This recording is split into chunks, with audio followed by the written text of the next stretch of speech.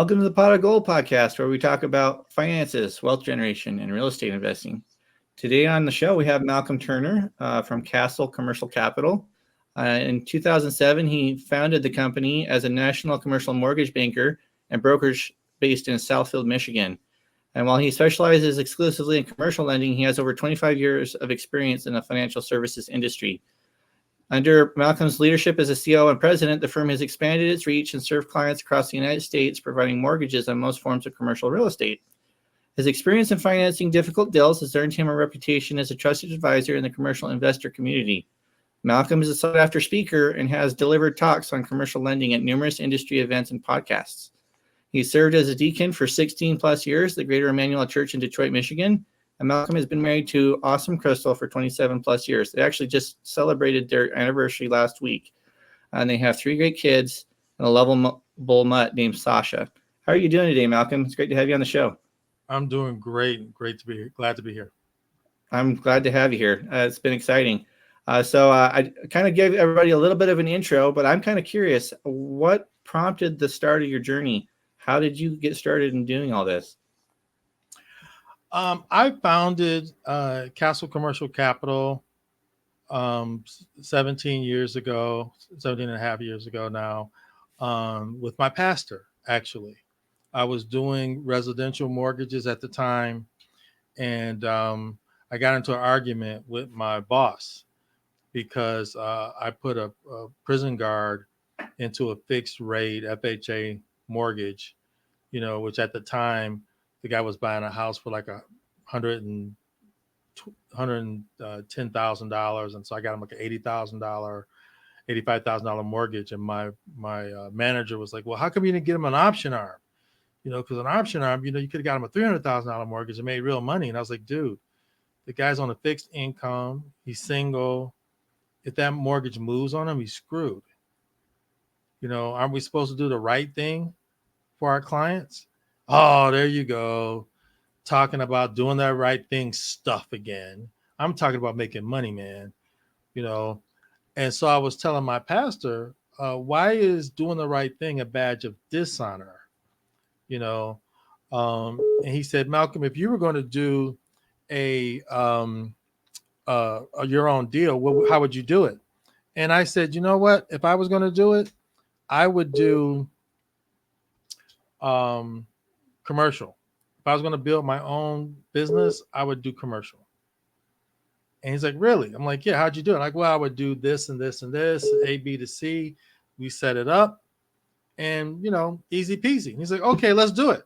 I was like, "Whoa, I thought you were talking hypothetical. I wasn't thinking of us actually doing it." And he's like, "Why not?" He's like, "I like money. I trust you more than anyone else I know, and love you like a brother." I was like, "All right, well, okay." And 2 months later, Castle Commercial Capital was born. There you go.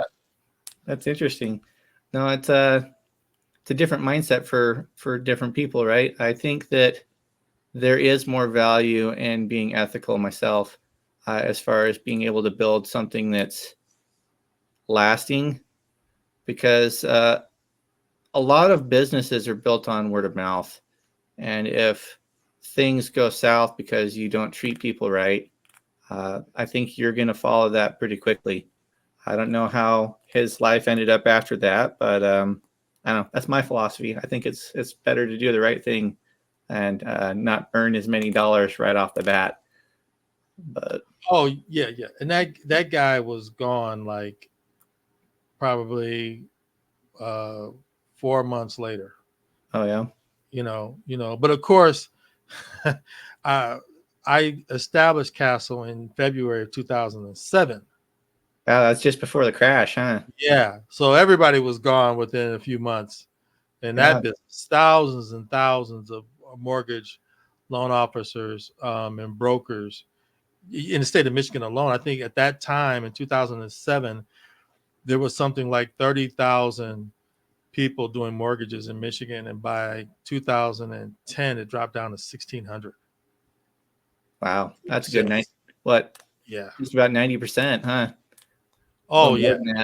Yeah, it was a bloodbath. You couldn't make money, because if the banks don't have money to lend, What is your hope as, a loan officer? I mean, it Yeah, was, you don't have a lot of backing like the big banks do, right? So yeah, commercial was a little more insulated. So commercial did not collapse as fast as residential did. But eventually, the great financial crisis was so broad and deep, everybody got affected. It didn't matter who you were. You it's know, interesting. McDonald's lost their line of credit famously. Oh wow, I didn't know that. Yeah, But and Hank Paulson, who was the Treasury Secretary at the time, wrote in his book, he realized the financial problem was bigger than they thought it was when the CEO of McDonald's called him and was like, "Hank, what are you guys doing over there?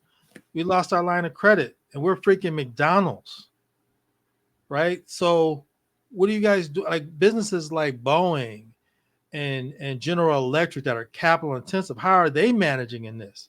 If we're the biggest cash cow, one of the biggest cash cow businesses in the country, and our credit line is frozen, what are you doing?" And he was like, "Holy crap." And that's when he realized this thing was going to be bad, a lot bigger than you maybe thought. Huh? worse than he thought it was. I was just graduating from high school at the time. So 2007, yeah, that's when I graduated. Oh, man. No, it was wild to me because I realized the other day that it's been long enough since I graduated that I could have gone through K-12 all over again. And I was like, well, that put things into perspective. But I missed a lot of the crash and the events that were happening at the time because that was actually the year that I was assaulted by my roommate and he crushed the whole right side of my skull. And so 9 months of recovery, I was basically disconnected from the world at that point. And Wow. so I had to kind of go back and learn what was going on while I was recovering, That's funny. One of my best friends suffered a traumatic brain injury and had to rebuild.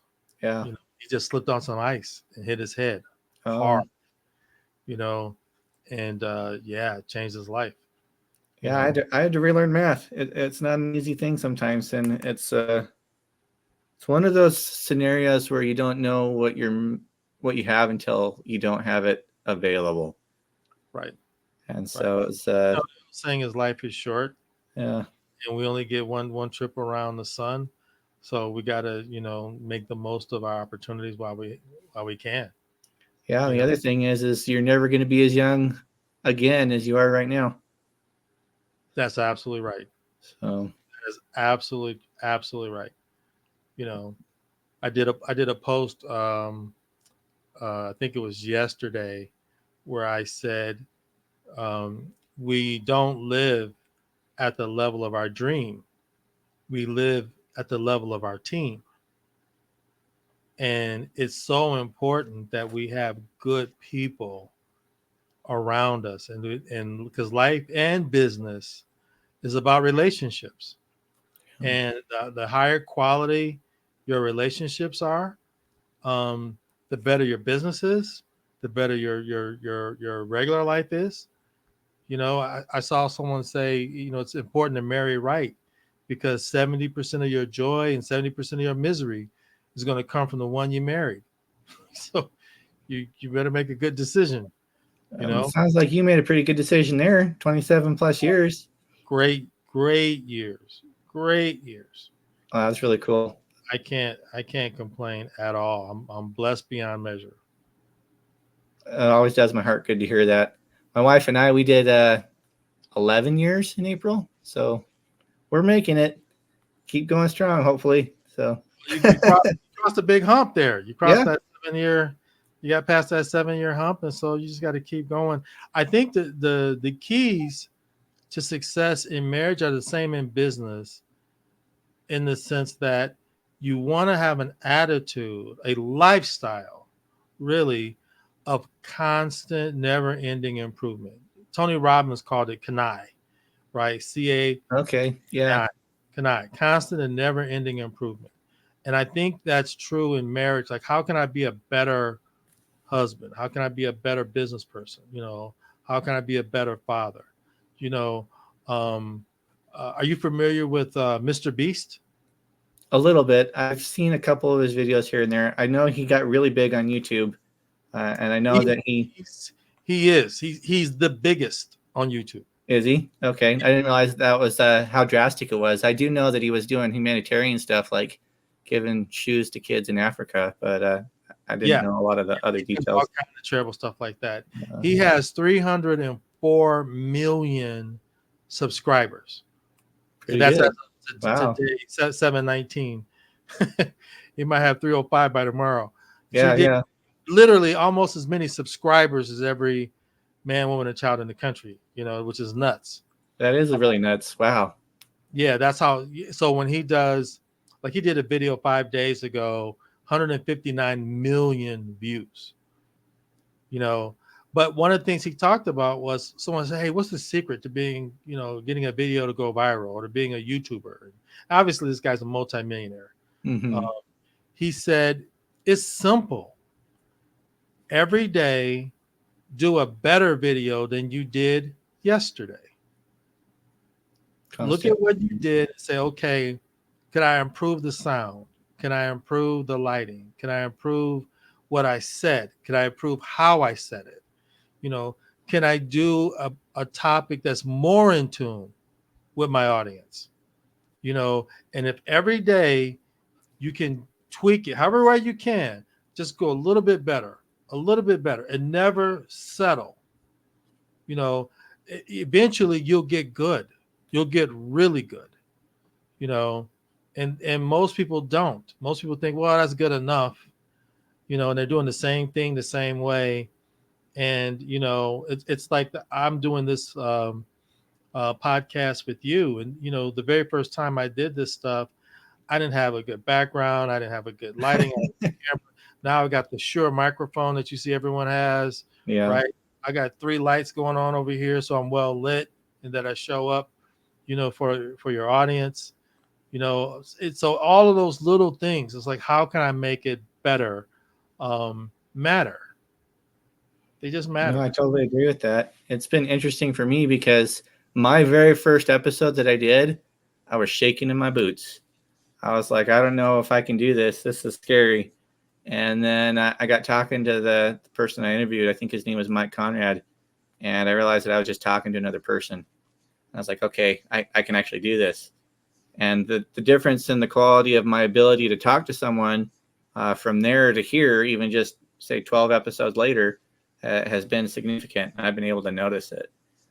Definitely more room for improvement for sure. I'd love to be able to add like some kind of an intro and improve the quality of my studio. But we're making progress, and that's part of why it's so exciting to do, as I get to see it as I go along, and I can look back and say, hey, you were kind of crap at this when you first started, but you're making improvement, and it's cool. Well, Mr. B said, just like if you want to be a YouTuber, like make video. Yeah. Like, and don't worry about it. The first 50 videos you do are going to be crap. And you're going to look back at them later and go, oh my God, I can't believe that, or I said that. And he's like, just get it out of the way. We were on that call with Ryan Strope the other day, and I made a comment, you got to fail faster. I put it in the chat for the group. He was talking about making mistakes. Yeah. And the key to being successful is get the mistakes out of the way as fast as you can. And the only way for that to happen is to make them. Like, in other words, to do activity, whatever the activity is, right? Like in my situation, I do loans, right? So let me do as many loans as I possibly can so I can learn from my mistakes, so that at some point I reach a level of expertise and excellence, because, there's a saying, Roy Williams, the author, wrote, a smart man makes mistakes, learns from it, and never makes that mistake again. Mm-hmm. But a wise man finds a smart man and learns from him and then avoids the mistake altogether. Gotcha. Right. And the beauty of the time that you and I live in, Nathan, is that we're living in the age of Google and YouTube. Right. So we can go online and, how to change the brakes on my car. Right. How to create a YouTube following, how to make millions on Instagram. I mean, there's so many people that have put information out there about here's all the mistakes I made, and if I had to do it over again, this is what I would do different. You know, Yeah, I think you're right. It's videos to watch is those that are people that said, I'm super successful, but if I had to start over from scratch in 2024, this is how I would do it. mhm. And that's a really interesting thought process to go through.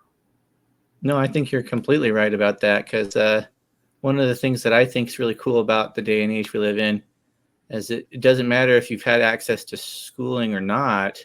If you can find an internet connection, you can educate yourself if you're determined.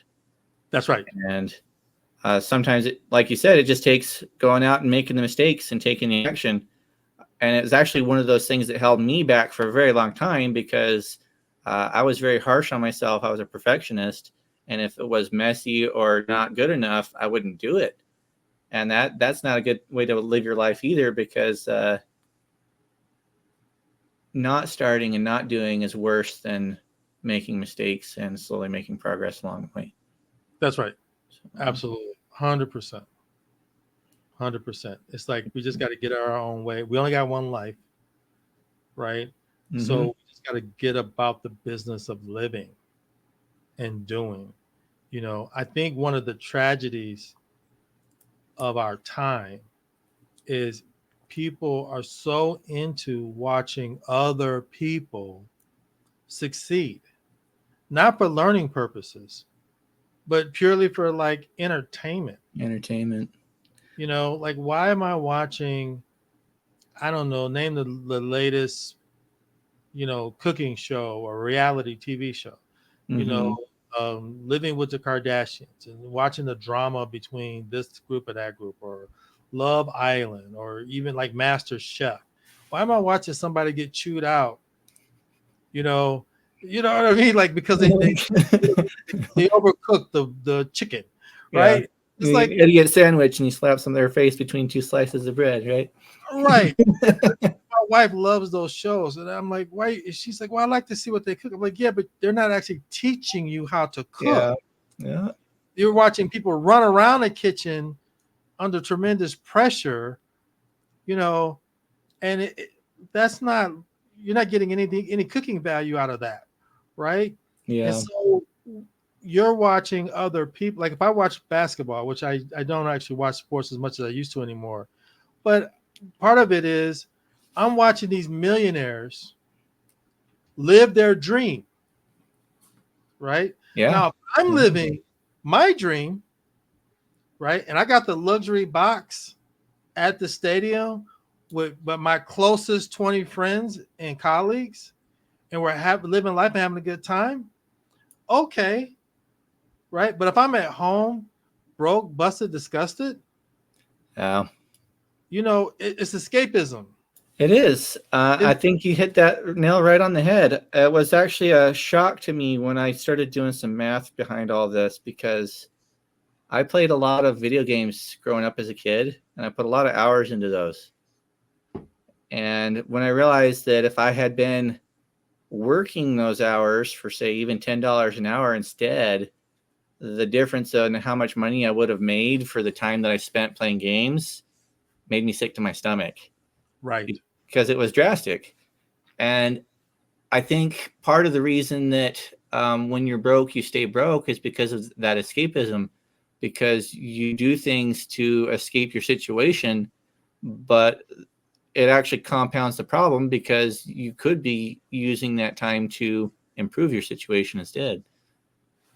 Right. And living life, right? And bettering yourself, bettering your lifestyle, you know, benefiting your community, benefiting your family, you know, making things happen. You know, and listen, I don't begrudge you know, those football players and basketball players and baseball, you know, all those professional athletes that are out there living their dream and making it happen. But watching someone for hours, right, perfect their craft and show excellence is nice for them. But when the game is over, right, I'm still driving a jalopy. right? I'm still on Yeah. a ratty couch. I'm still living in my mom's basement, you Mhm. know, and I got to be about doing stuff, and which is why I have a hard time now, watching, like, I just can't do it. I can't watch a ton of sports because I Yeah. sit there and I'm like, okay, this billionaire has gathered all these millionaires together, right?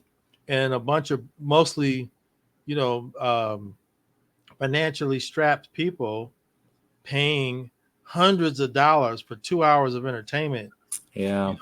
$10 for a 10-cent hot dog.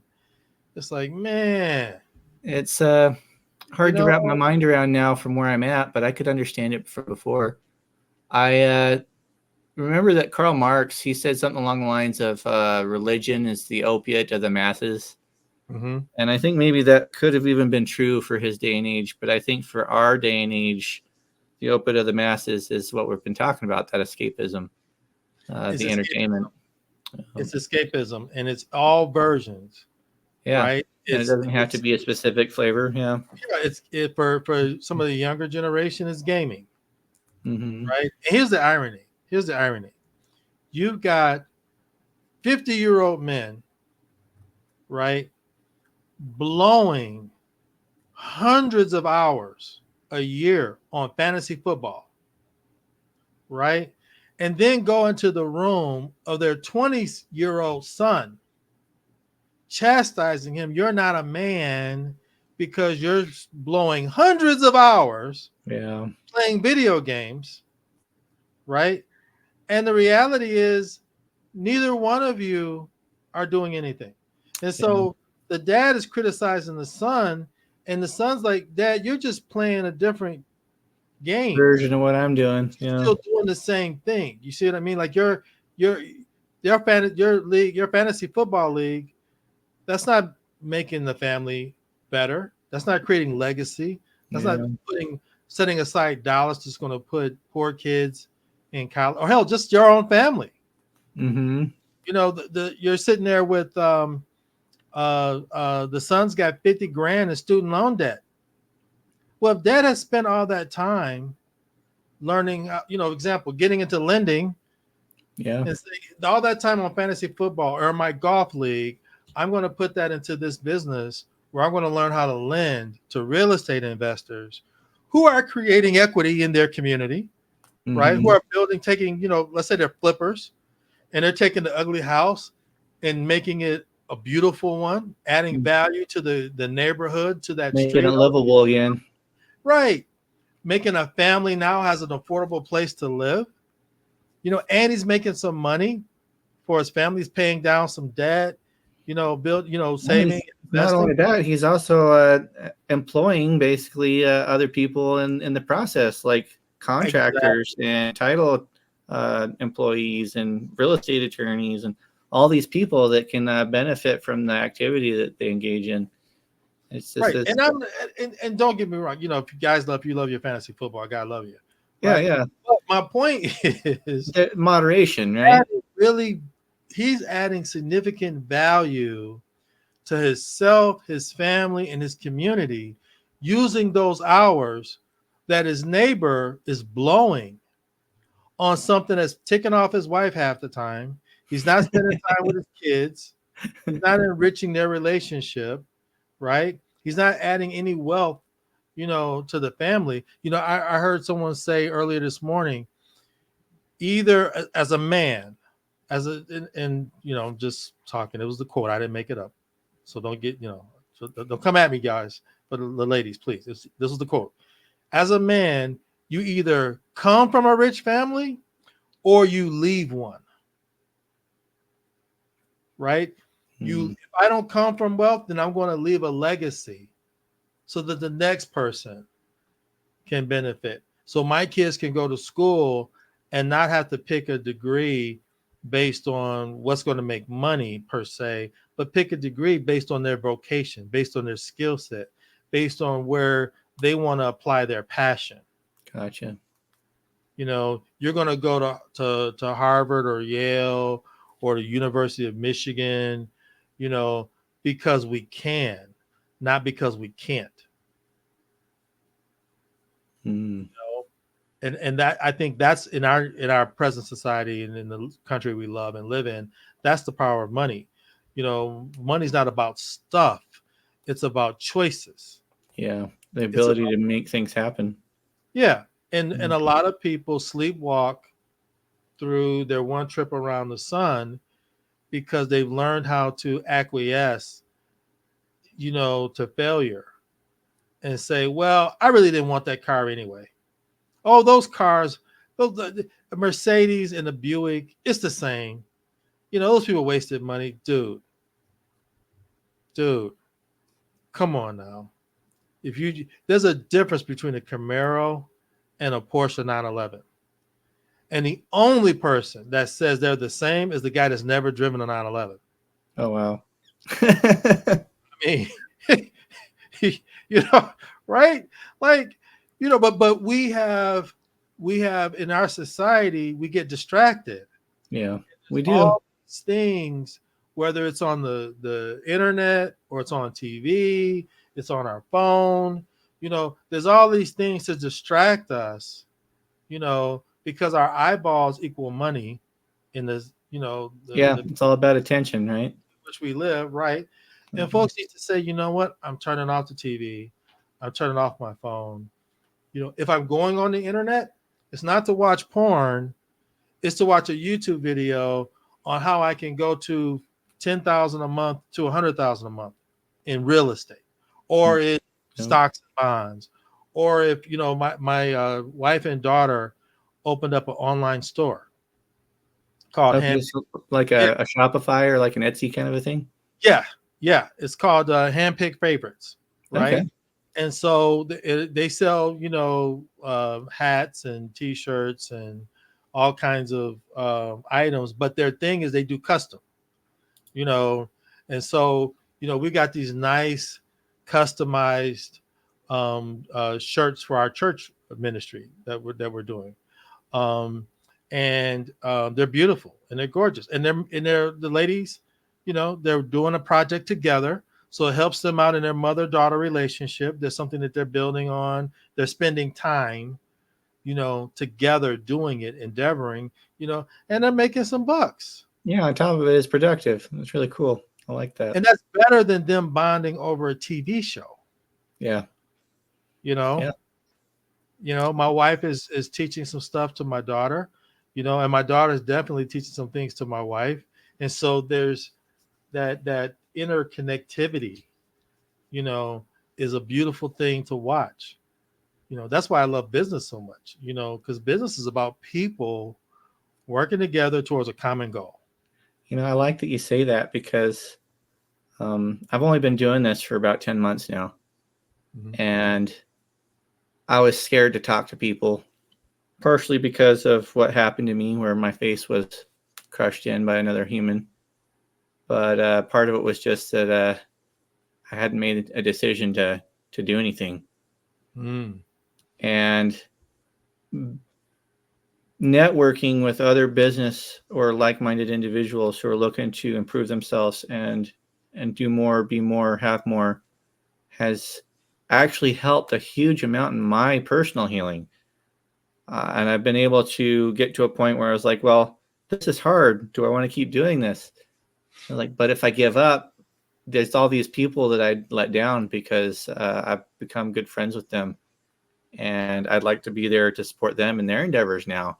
And I think that makes it really important that you do your networking and build those relationships, because it's actually a safeguard against your own human frailties. And Absolutely. It's been really cool to see and experience firsthand. I did a post in our mastery group, Mm-hmm. our financial mastery group on school earlier. Actually, I'm looking at. I didn't do the post yet, but I'll give you a preview of it. It says, Okay. the people in our life need to be able to grow and go. And grow is an acronym for get rid of weakness, right? Oh. Do they help us become better by pointing out our weak areas, not out of spite, but out of love, Do they hold us accountable to our goals and our plans so that we can improve and achieve our dreams? If so, then they can go, meaning they can go with us on the journey to the next level. Someone once said every December 31st, you need to take an inventory of your phone book. And everyone who discouraged you, who said or did nothing to help you, or who in any way distracted you from your path, they get deleted. You don't carry dead weight into a new year. Personally, I need more grow and go people in my life, you know. And so I was, encouraging the group as we prepare to go into our upcoming mastery games, that let's make sure that we are those people for our teammates. We are those people. We are the go and grow people for the other folks in our life, because we got to walk it, not just talk it. Yeah. Yeah. And I think the people that we respect the most in our lives are the people that show by their actions that they're reliable. It's and it's okay to take, criticism. The good book says iron sharpens iron. Yeah, that's true. Right?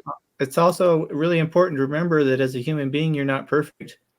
And so that means that no matter how good you actually are, there are things that you can change to become better. And absolutely. That's why we should love our enemies, or in the common vernacular, love our haters. Yeah, right? I think that's a good point. And even the people that we respect, say like in the Bible, they're people with flaws. Moses was somebody that killed someone. Noah was known for being a drunkard. But they still were able to overcome the things that they struggled with, and they were able to do great things. Well, and Nathan, specifically our haters, because our haters, our enemies, sometimes they're not wrong. Yeah. About the things that we have that's not right in our life. It's hard to look at ourselves. Right. And they'll say, man, you know what? You're slow, dude. You're slow. You're weak. You haven't rehearsed. You haven't practiced. I'm going to kill you when we play on Sunday. And the guy's like, you know what? I haven't really been hustling in the gym like I'm supposed to be.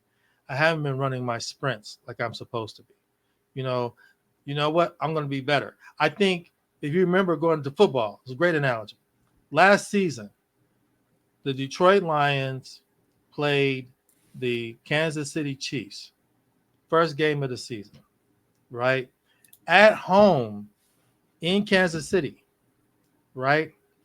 On national TV, and the Lions spanked them, right? Now, they didn't have, it was the first game of the season, but you know what they did? They knocked the rust off, and it woke them up.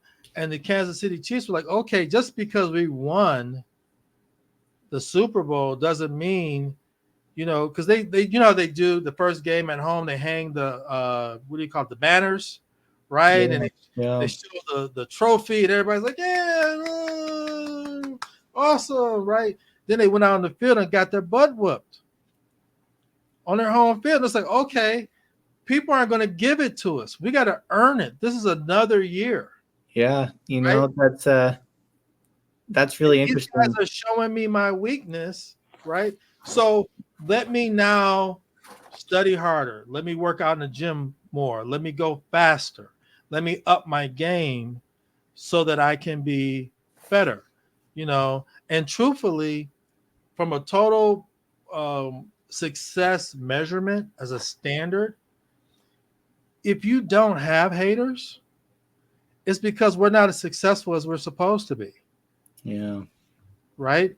If we are making stuff happen, you're going to have haters. That's why you look at Oprah Winfrey and Mike, Bill Gates and Bezos and Musk and Warren Buffett, all these people that we, consider successful, they got massive amount of folks that hate on them.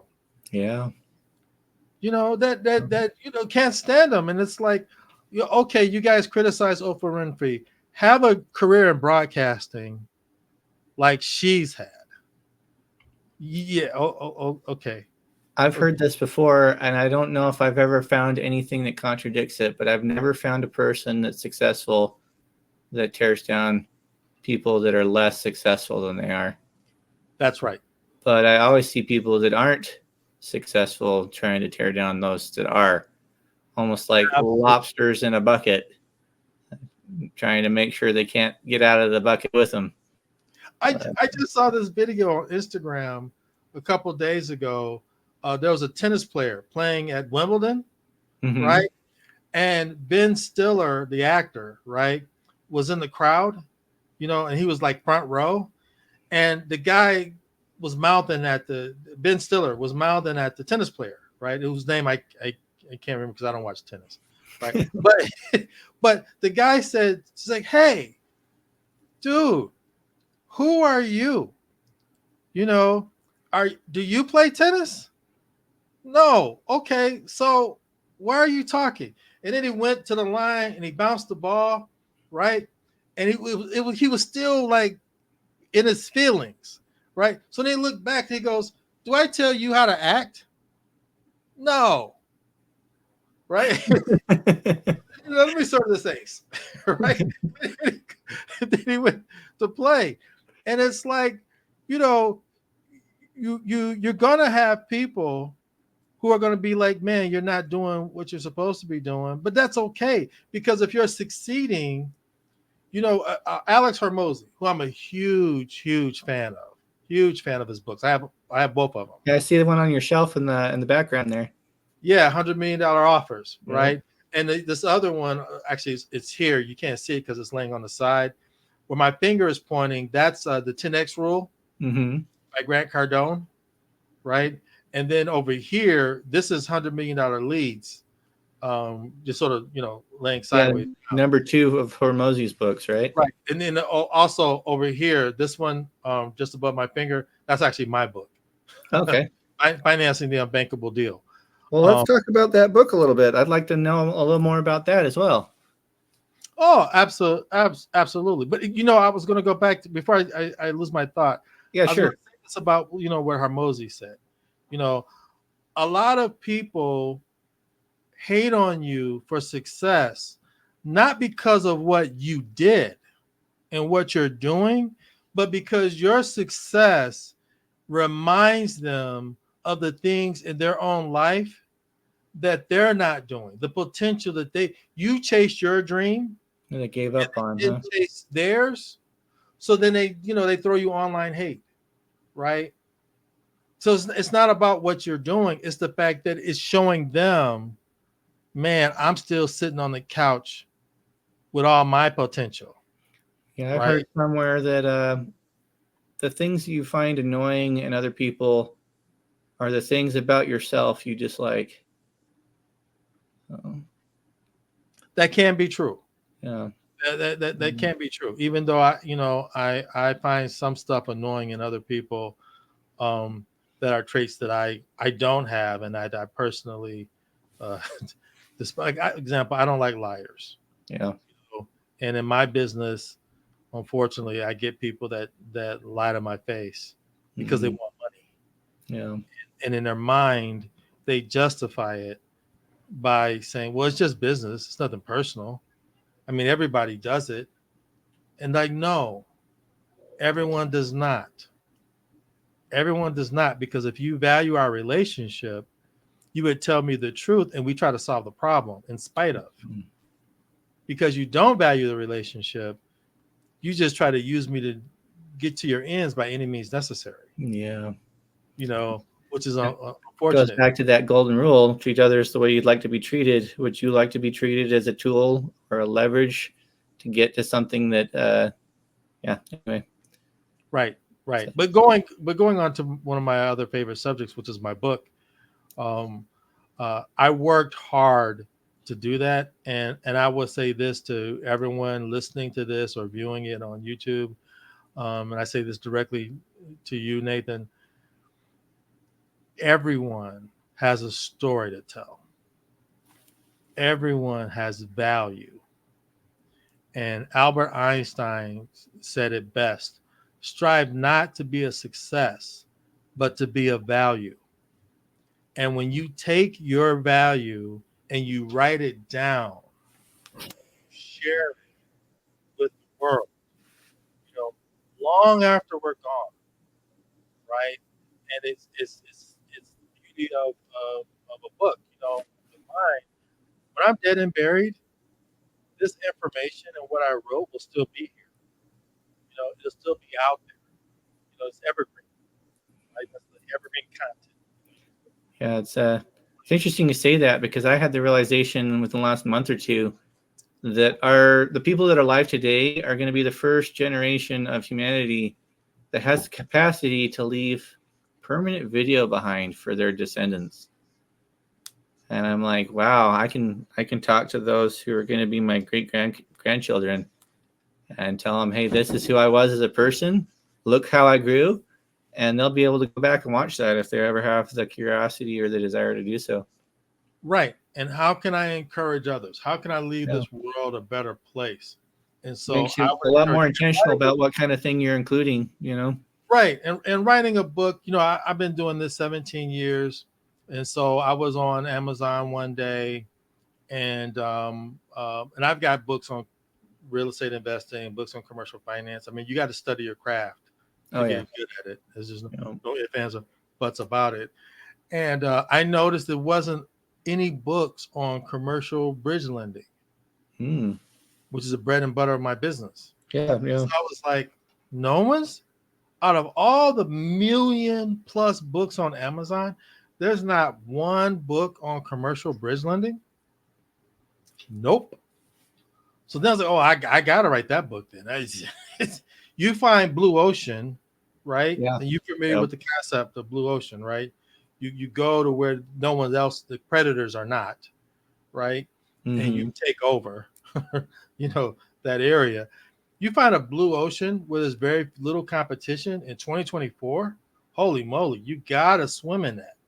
Yeah, you absolutely have to. And then the cool thing is having the education that you've had, or the experience that you've had, allowed you to recognize that that's what it was. Yes, absolutely. Absolutely. So one of the things that we cover, or I say that I cover in my book, is financing the unbankable deal. Okay, what's an unbankable deal? A deal a bank won't touch for whatever reason. Okay, mm-hmm. And some of those reasons that I get into in the book have nothing to do with you.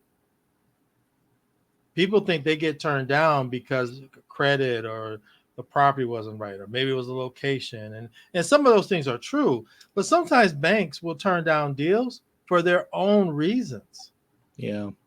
Example, you come to me and I was on the phone yesterday talking with a lender in Washington State that I do quite a bit of business with. And I said, hey, I got this borrower. The guy's got 3 apartment buildings.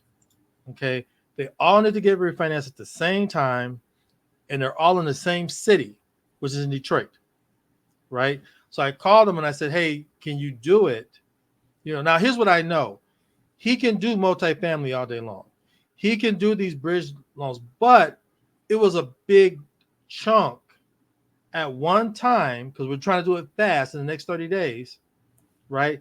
And in his portfolio allocation, he may not have that much room to do, $3 million, $4 million in multifamily, or he may have the room, but he can't do it all in Detroit.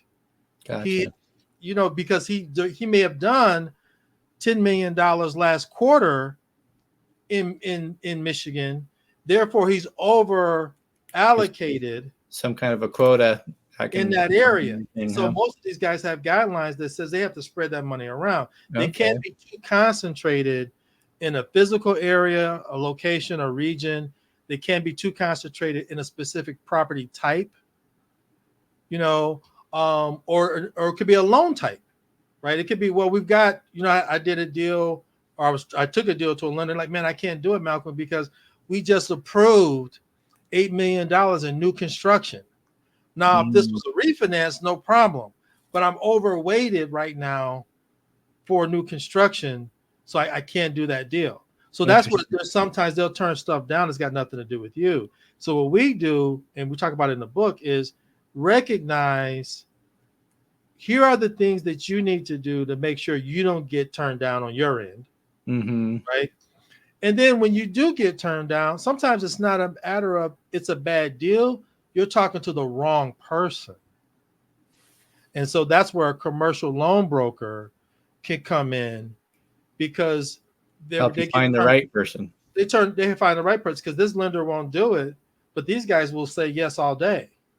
You know, because the opposite can happen, where I'll get a call from a lender that says, hey, Malcolm, we just got $20 million came in unexpectedly, and I need to deploy this capital right away. So just so you know, for the next 30 days, we're going to be a little bit more forgiving on our underwriting, for example, multifamily.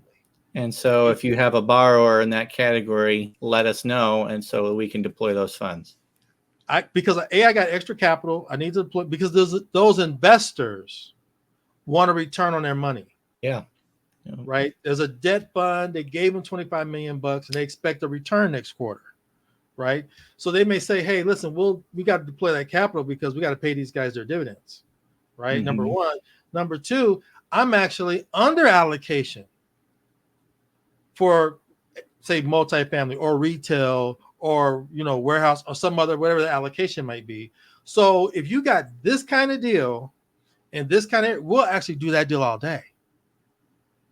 And now it's, and it's amazeballs how sometimes people will call me like the next day after I get that call. And you're like, or a couple hours later after I get that call. And things just line up, right? The universe lines up, and part of that is that person didn't quit. So when they heard the no, they went to someone looking else. again. Heard no, and they went to someone else. Gotcha. And they heard no, and they were persistent, because for them, I gotta win. It's not an option. Losing is not an option. One of my favorite quotes ever, and it's actually it's in my book. It's by John Kennedy. Are you familiar with the what do you call it? The moonshot? His moonshot speech? Is that where he says, if you shoot for the moon, if you miss, you'll land amongst the stars? No. Nope. Close. Not familiar then. I'll give you the quote.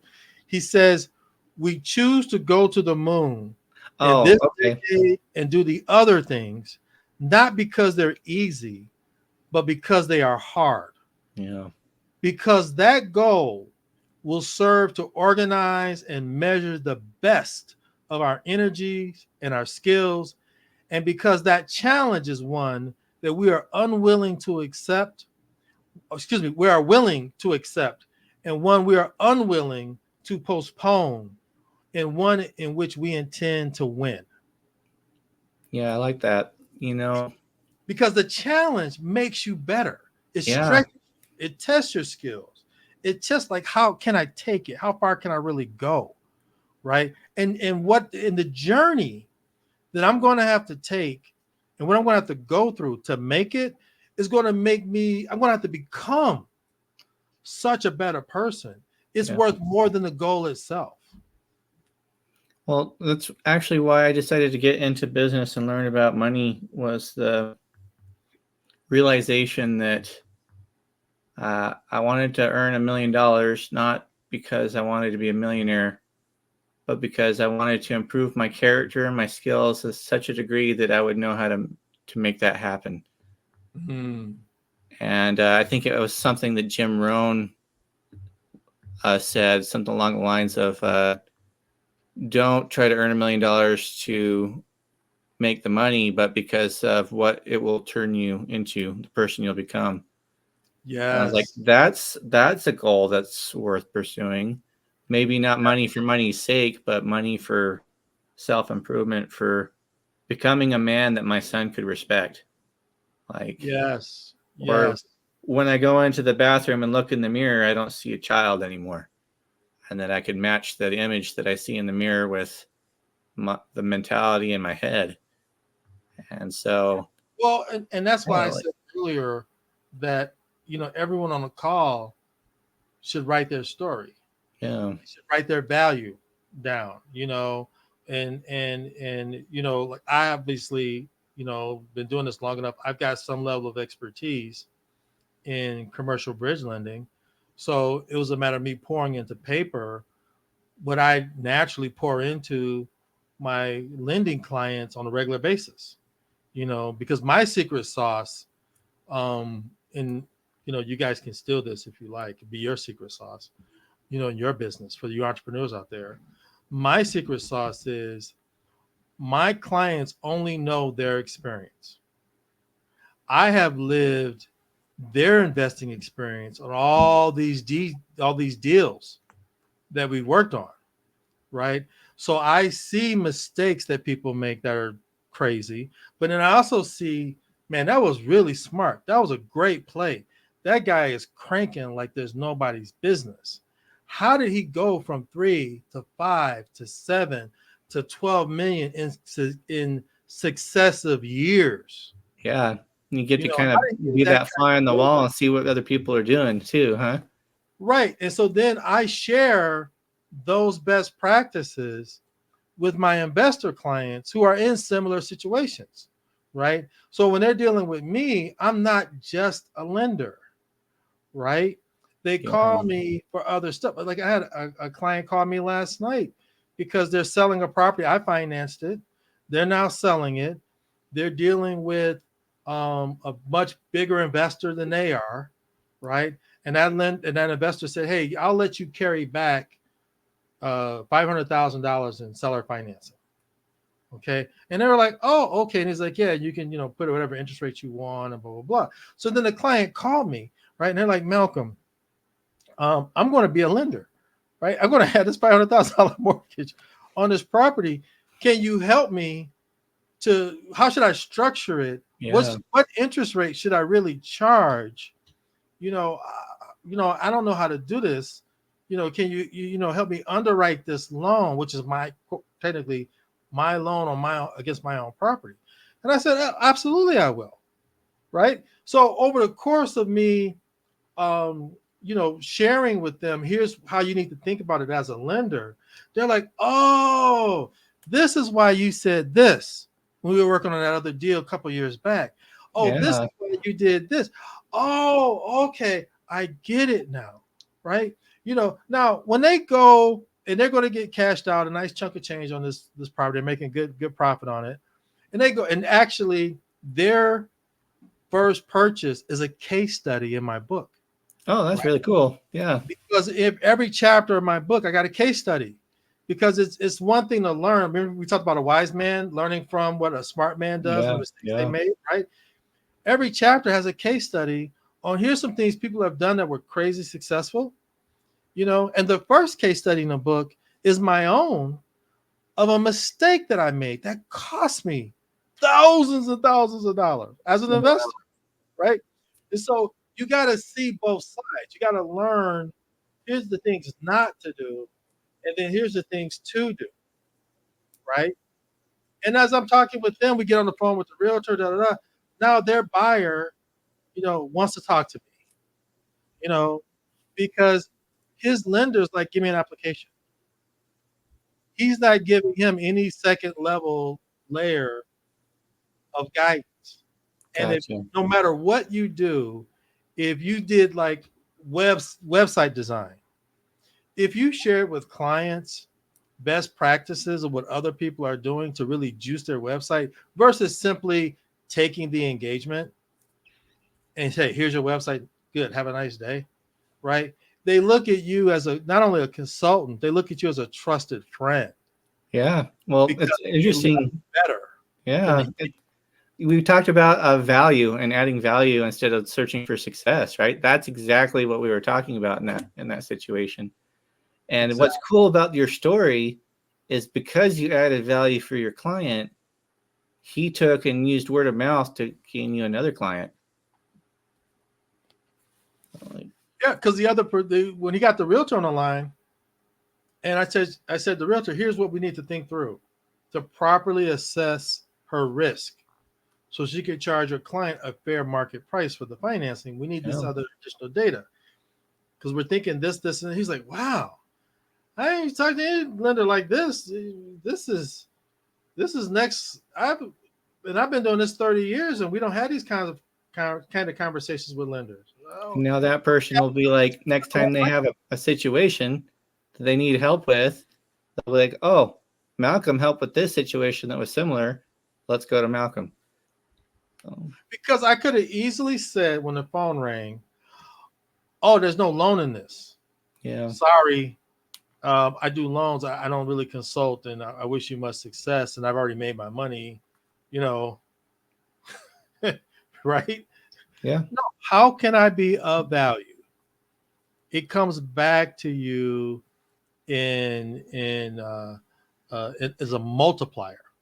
It's not just addition; it's a multiplier. You saying that makes me think of that story in the Bible about Joseph in Egypt. Mm-hmm. And I don't remember what it is verbatim, but it says something along the lines that everything that Joseph touched flourished. And I think that was because of exactly that Joseph added value to his surroundings. And so Yes. things around him flourished. Right. And he walked in integrity. Yeah. Right. And so, as we go forth in business and in life, we have to be 100% in integrity all the time, and that there's moments where it will cost you money. Yeah.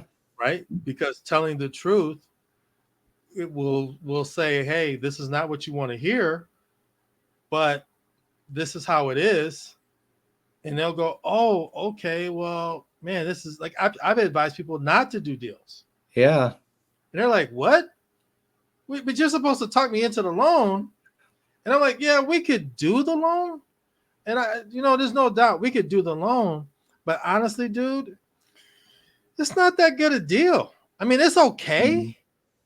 But, for the level of risk and time and effort you're putting into it, there's probably better deals out there.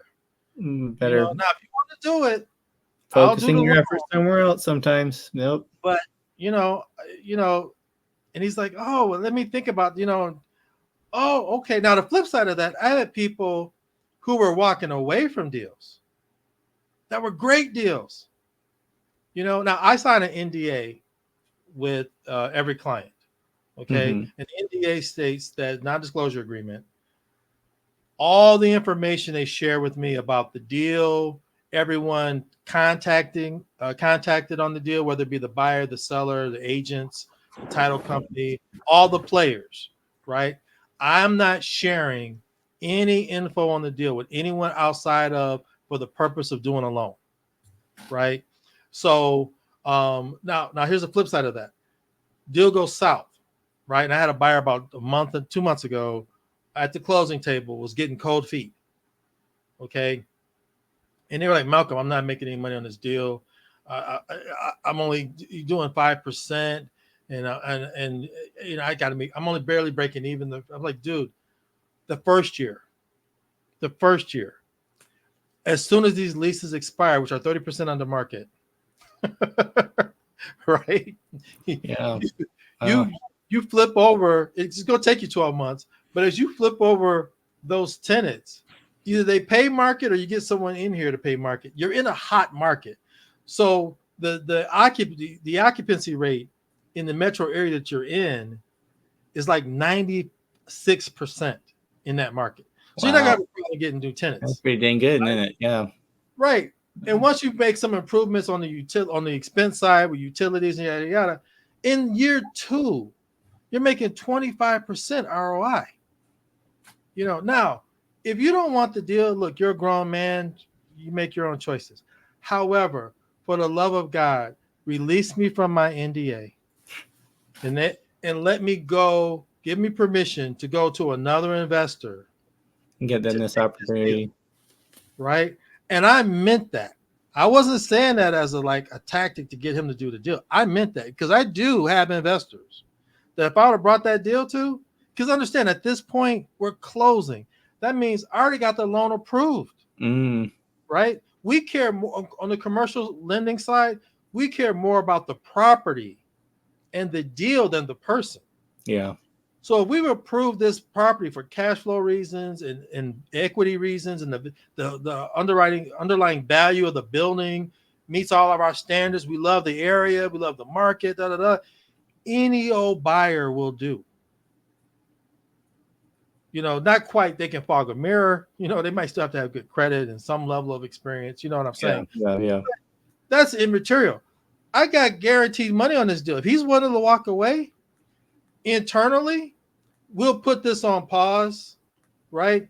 Keep all the same data, bring in a new borrower, run his credit, run the background check, look at his experience in real estate, and then slide him in there, and then we're closing in 2 weeks. Yeah. So I was like, if you don't want it, okay. I know the seller wants to sell, and I got other investors that are looking for deals like this all day and twice on Sunday. So if you don't want it, man, please let me know, release it, and I'll, I want you to do what you're going to do. But at this point, you're at the closing table. And if you want to walk away, I don't know what else to say. Right. And his wife smacked him upside the head. He closed that deal. Sometimes that's what you need, isn't it? But his wife is like, what? Like, what are you doing? I like that. But you have to get away from the I gotta have it right now. You know what I mean? It can't be microwave investing. It's real estate. It's long term. Mm-hmm. You don't buy a building for what you're going to make in 12 months. You buy a building for that equity increase. The borrower that called me last night that's selling her property, right? What I told her she's now going to do seller financing on part of it, right? She's selling that building for 4 times the money she put into it. Yeah. 4 times. Can't get that in the S&P 500, can you? Right? Yeah. So, someone said to me earlier, well, Malcolm, interest rates are going up and, I don't know what's going to happen with the election. I'm thinking, should I wait? I'm like, when you should invest? When you got a deal. Yeah. If you got a good deal, when that woman bought that building, that she's got an offer on the table right now. So this is and the offer is full price, what she was asking. So there was no negotiation. Right? So she's got a really good offer on the table. But when she bought it, I don't know where interest rates were. I don't care who the president was. Yeah. I don't care where the markets were up or down. What mattered is in 2000X, she bought that building. And she made improvements. She got, higher paying tenants in there. She increased the value of the building. And now she's selling in 2024. And because she bought here and she's selling here, or this way, depending on how your camera, right? She's making money. And the profit she's making here is because she bought at this moment in time when other people passed on that opportunity out of fear and said, nah, I'm not ready. It's not right. Sometimes all the lights aren't going to be green before you leave the door. You walk out. We talked about earlier today too was the fact that perfection was what paralyzed me, and so I don't think any deal that you're going to do is going to have all the ducks in a row or all the T's crossed or the I's dotted, but you got to do it anyway, and then you learn how to fix those problems along the way. Right. It's like the Ben Franklin, right? The Ben Franklin method. You say, here's all the disadvantages, and here's all the advantages, and which is bigger, right? And then you say, okay, these things, it's like marriage, right? There's no such thing as the perfect man or the perfect woman, right? You look at Brad Pitt and Angelina Jolie.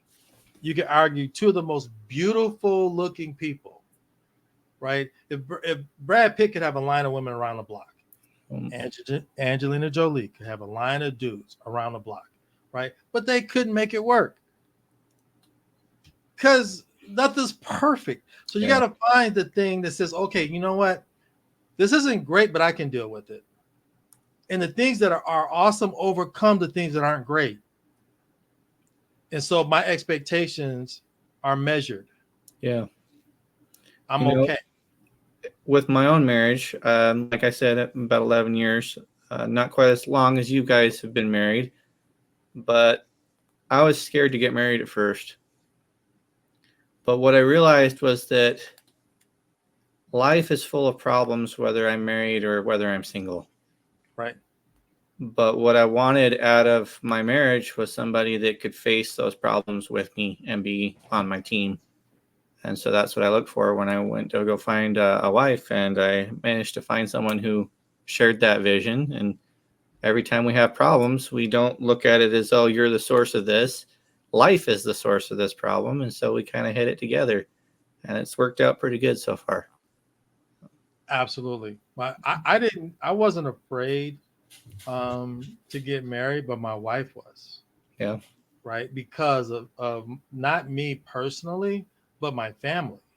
Because, some of us have been taught, look at your whoever your respective spouse is, husband, wife, look at that parent. So if it's a man, look at the father. If it's a woman, look at her mother. That's how she's going to be. Because she's going to be the mother that her mother is, or he's going to be the father that his father was, right? And when me and my wife were engaged, or got engaged, my dad had been married, or had just got engaged himself the 5th time. So my wife was like, it's like, well, my parents been married 40 years. I don't know if this is going to last. And I was like, listen, I am not my father. Right? My father's a wonderful person. I love him dearly, but I'm not my dad. Right? The only thing that me and my dad have in common when it comes to women is we will never be alone because of the type of men we are. Right? But my intention is to be with one. Right? Works out in the year 1997 when we got married. My dad got married for the 5th time in February. We got married in July. Right? That was his last wife that he was married 25 years to. Finally found the one he wanted to keep. So the moment he passed on and went to glory, he found the right one, right? And so with me, so we're going along. Dad's 10 years, I'm 10 years. Dad's 15 years, I'm 15 years. Dad's 20 years, I'm 20 years. I'm like, look at Dad. Look at him go. Right? Look at that, right? Look at me go. But it's like that assumption. If she would have let that assumption of fear saying, oh my God, I'm going to marry this dude and I'm going to be divorced in like 3 years. Yeah. Blah, blah. And then what do we see? A lot of our friends in their late 20s who got married all around the same time we did, divorce, married again, divorce, married again, divorce. We've got less than 5 friends who we've known that long, who are still married. I think we got maybe, actually, I have one, and we got 2. I have one, and she has one. Both of our best friends in college. Outside of that, all our other friends in college, all our friends we went to high school with, none of them have gone that long. It's crazy. It's crazy. Yeah. Makes you really value what you have, though, the longer it goes on. When you see people that don't make it, right? And I'm not saying that people should stay in situations where they're not happy anymore either. But when it works out, it's definitely something to value and cherish. Yeah, but I think something you said there, Nathan, is part of the problem, right? Okay. In marriage and in business. The goal is not to be happy. Yeah, I agree with that. The goal is not to be happy. You're not going to be happy all the time. Sometimes happiness is like any other emotion. It comes and goes. It comes and goes. The business, it's not going to always feel good, right? So I'm not going to quit and then, let me go sell cars, or let me go, do something else. I mean, I love this business, right? I swim in it. Honest to God, I do, right? But there's also sometimes it ticks me off, right? I got investors. I love them, and there's other ones, not so much. Like smack you upside the head today, right? And sometimes it's like the same person. I look at the phone and I'm like, oh my God, no. Like, what are you doing? Okay. Yeah, how you doing? What's going on? Then they say, oh, I'm doing it. Oh, really? Oh, okay. We're about to make 50 grand. Oh, I love you guys. Let's go do it. And then I hang up the phone. I'm like, oh my God, they're going to be a sharp stick in the eye for the next month and a half. But you know what I'm saying, right? It's not going to always be happy. Yeah. And so in our vows, and if you do the traditional vows, you know what I'm saying, right? Uh-huh. Love, honor, cherish, blah, blah, blah. You know what's not in there? Be happy, right? And I'm not saying don't be happy. Don't get me wrong. But what I'm saying is when That's you have a commitment to the thing, right? I'm going to make this business work because my family's future can be forever changed if I commit myself to a successful business. Yeah. Regardless of what happens, the markets go up or down, the economy goes up or down. I'm going to be a business owner. I'm not going to work for some guy who I'm literally, my economic livelihood is at his whim or her whim, right? I'm not doing that no more. Okay. On the flip side of that, on the marriage, I'm committed to the marriage, right? Not if I'm happy right now. Okay. Now, if I'm not happy, what do I got to do to get happy? Because leaving is not an option. Yeah. So I got to have a hard conversation with my spouse. I got to have a hard conversation with me, because most of the time, the problem is not the external. It's the internal. Yeah. It's not what happens that's important, because we can't control what happens in life. What's important is how we respond. Okay, that happened. Now what am I going to do? All right, dude, I want to take your car. Dude, this is my Range Rover. I love this vehicle. What are you talking about? I work hard. This is my baby. It's a car, dude. You know what? Here, take them. Love it. Listen, it leans a little to the left sometimes, but enjoy. Really? Yeah, go have a good time, dude. All right, guy drives off, right? I'm on the phone. Hey, car got stolen. Call my insurance, right? Now I'm going to the dealership and give me a 2024. I had planned on it, right? Right? But I'm not going to like, oh my God, I work for this thing and I'm going to fight this dude over a material possession. It has no comparison to my life. Now, to be fair, if the guy was going to fight me from a Range Rover and he's unarmed, he might have a problem. That guy might have a problem, right? But I'm like, dude, go to town. Okay. Yeah. You catch me on the wrong day, though, it might be a different story. But I'm just saying, like, it's how you respond.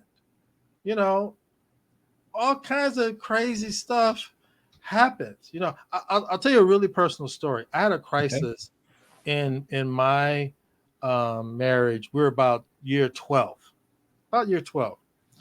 Girl I used to date before my wife contacted me on Facebook, right? And she was like, hey, Malcolm, I saw you on Facebook. How you doing? This happens on Facebook, on social media all the time. You run into old friends, right? And it's like, oh, I'm doing good. How you doing? Oh, I'm doing pretty good. And oh, by the way, my daughter, who's 19, right? Now, understand, I'm in year 12 of my marriage, right? My daughter, who's 19, is actually your daughter. I'm like, what? What do you mean? And she's like, well, after we broke up, I was pregnant and it wasn't the other dude. It was actually yours. And, she's yours. Just thought you should know. Right now, the girl's 19. She's not asking me for child support. She never came to me, none of that stuff. Right. She was just sort of just dropping a bomb and walking away. Now, me being the guy that I am, I'm like, wait a minute, hold on, slow down, Charlie Brown. I can't have children that I don't have a relationship with. Yeah. I'm not that dude. Okay. 19 or not, she's going to know her dad, right? I'm going to know my daughter. We got to meet. Oh, wait. We can't meet because I lied and I didn't tell her about you. And well, actually, when she asked me, I told her you died. So she thinks her dad is dead. She doesn't know he's walking around. I was like, what? Wow. Long story short, I convinced her to let me meet my daughter, right? By at some point, the girl, this is early on, like within a month or 2 months, she's going to go join the military, right? This is when we're like fighting in Afghanistan. Mm. She wants to join the military while we're in war, right? And so I'm like, well, listen, I'm not on the birth certificate, okay? So, and she had just had her own daughter, which would have been my first grandkid, like 6 months earlier. So I was like, listen, is it okay if we do a DNA test? Because if heaven forbid, if something happens to you, I have no legal parental ties to continue a relationship with my granddaughter. So your crazy mom could decide, she doesn't like me and then I'm out. And she was like, yeah, I got no problem with that. I'm like, okay, great. We do the DNA test. Not my daughter. Mm. I'm not her dad, which means that the grandkid's not mine. That causes a whole, another like blow up, right? Now, my wife was mad. Oh, my wife was hot, right? Right? But my pastor, thank God for him, right, explained to my wife, it's like, you can't be mad at Malcolm, right? Because what you love about him as a father and as a husband is why he can't let this stray girl stay out there like this. He can't leave. And every kid wants to know their father, right? And so, and this happened before you, right? He didn't cheat on you, right? Yeah, that's true, but I still, she prided herself on not having baby mamas in her life because of what in the surroundings, right? And so she finally got her head around, okay, I'm just going to have to deal with it. This is the curve life. Right? And then we find out it's a nothing burger. And then we have to break it to the girl, like, oh my God, your crazy mom was wrong again. And I'm not your dad. But what we end up doing is saying, we come to an agreement, says, you know what, I'm not your father. However, I can be like your godfather, right? Mm-hmm. And so I can, have a place in your life if you choose, okay? And we can work it out that way, because I believe in this. I'm a deacon at my church. You read my bio. Yeah. Right? Yep. God puts people in your life for a reason and sometimes for a season. Yeah. Okay. And you don't know where that's going to go and where that's going to lead.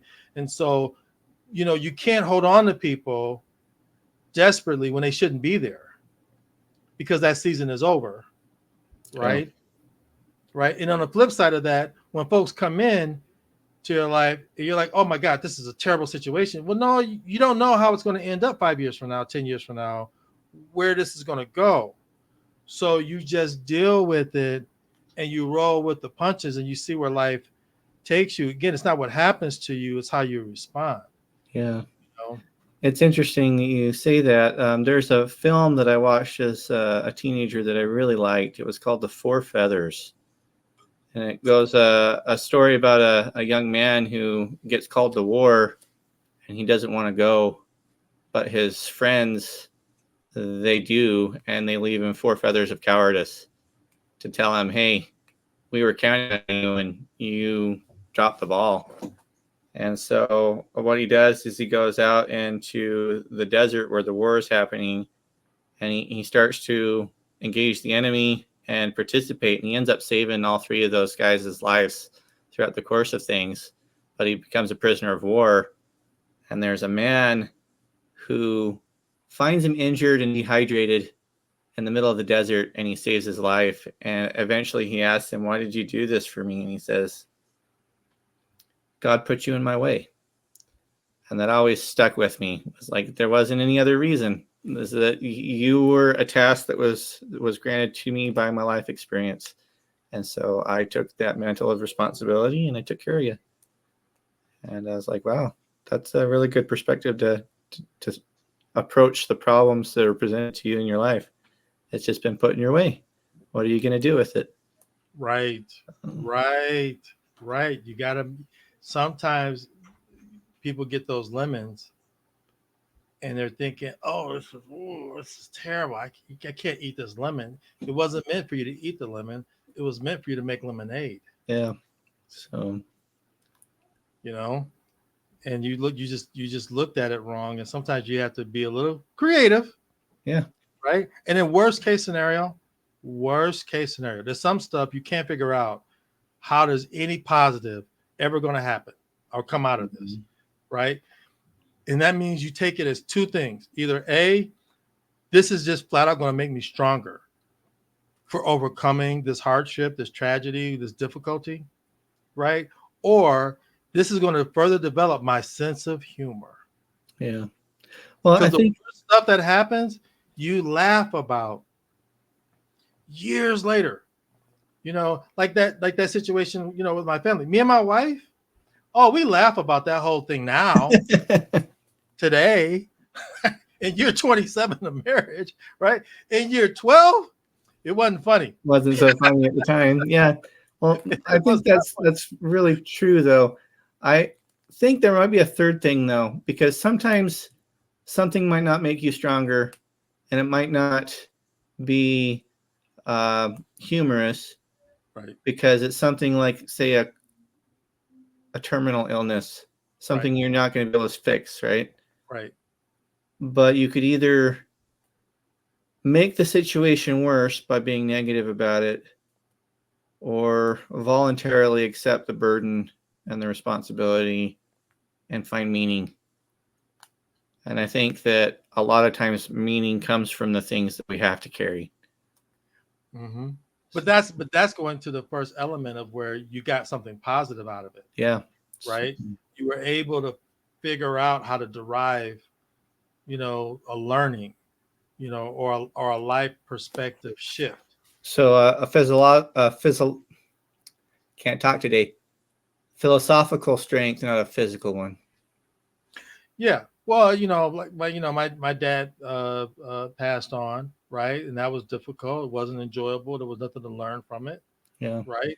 But what it also was an opportunity to show my children, here's how you process grief.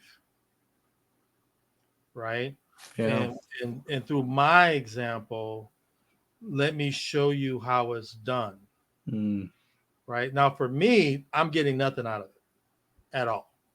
Right. But let me be a standard for my kids to show them how I work through it and how I come to peace with it. Right. Because I focus not on him being gone. I focus on all the wonderful things that him and I got to do together, the relationship that we had. And I can be, at the, funeral, at the repast with a smile on my face.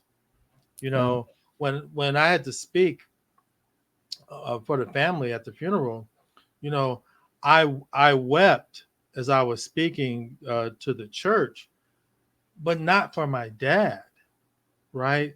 I wept for them. And I told them this.